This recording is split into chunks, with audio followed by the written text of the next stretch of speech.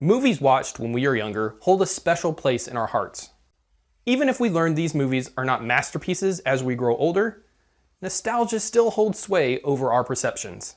Should we try to generate the same love for these movies in our children that we have? Some classics will always stand the test of time. But what is the right age to introduce kids to some of those films? Who knew two sports stories extremely loosely based on true life events could come out of the 1998 Winter Olympics?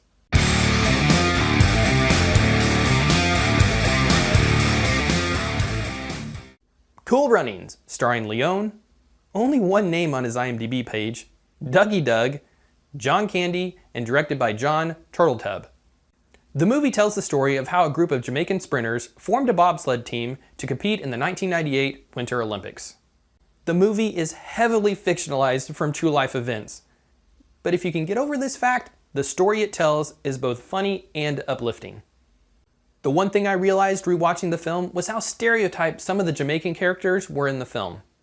Not the best thing to introduce your children to, but I think the uplifting nature of the story outweighs the negatives. Common Sense Media has an age rating for Cool Runnings of 8+. There is nothing in the movie that would prevent me from letting my 4-year-old watch, besides the stereotyping. There is no sex, there is no bad language. There is one bar fight, but no blood is shown. I honestly couldn't remember if this movie was rated G or PG before doing research. It is rated PG, but the bar fight is probably the only scene that pushed it to this rating. I think my 4-year-old is still too young to be intrigued by the story, but it should still hold interest for my 11-year-old. The story is simple enough. Dries Bannock's dream is to make it to the Olympics. He is an accomplished sprinter and tries to qualify for the Summer Games in Seoul in 1998. A stumble by another sprinter in the 100-meter finale causes him to trip and fall and lose his chance at competing. He decides to become an Olympic bobsledder and enlists the help of his friend Sanka, a pushcart driver, and a disgraced American coach, Irv, to make his dream become a reality. Perseverance and determination drive Dries to achieve his goal.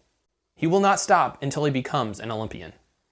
He is not a perfect character though. He must realize emulating the best does not equal success. You also have to be true to yourself to succeed. Dries and his other teammates must bond together to accomplish their goals. Even though they don't accomplish their ultimate goal of getting a medal, they compete to the best of their ability and finish with their heads held high. The film, even with its uplifting story, is not a cinematic masterpiece. In fact, watching it again made me realize how poorly the movie is put together. The story at certain points doesn't seem to flow very well. The interaction of John Candy's character with one of his former teammates stick out in particular. He runs into him by chance and then out of the blue asks him to meet him for lunch. Then at lunch, he asks to buy a bobsled from him. This needed to be in the movie, but it shouldn't have taken 2 scenes. Both scenes have so much wasted dialogue and strange interactions, it almost seems like the screenwriter or director was floundering at this point in the movie. Any younger viewer isn't going to notice the tonal inconsistencies these scenes have, but as someone coming back and watching again, they really stood out. The movie doesn't hold up extremely well, but it is still an endearing story, and the comedy, though silly, still had me chuckling. The comedy should hold up for a younger crowd. It is mostly slapstick and physical comedy, with Dougie Doug providing most of the comedic relief. John Candy was always a comedic force regardless of the movie he was in. This is a more subdued role for him, but he still had his moments, and he is the best actor in the movie. Without him turning in a good performance, the movie would be overall ridiculous. He gives it believability and credibility, even if most of the story isn't based on the actual account. I think kids would be able to pick up on this if Candy didn't anchor the movie. I still really enjoy Cool Runnings, but I have to admit it's probably more for nostalgia than the movie being good.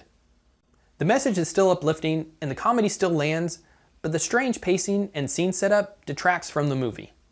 This shouldn't affect younger kids' enjoyment, and anyone 6 or over can enjoy this film. I think once someone gets past 15 or 16, they aren't going to enjoy the movie as much when watching for the first time. They need to have some childlike innocence and optimism to get past some of the cheesy tone the movie has. When was the first time you watched Cool Runnings? When was the last time you watched it? Do you think it still holds up? If you're a parent now, have you introduced your kids to the movie? Comment and let me know. Share if you think this is worth sharing. Subscribe to my channel if you think I say interesting things. Click the links at the end to hear me babble on some more. Thanks for watching, and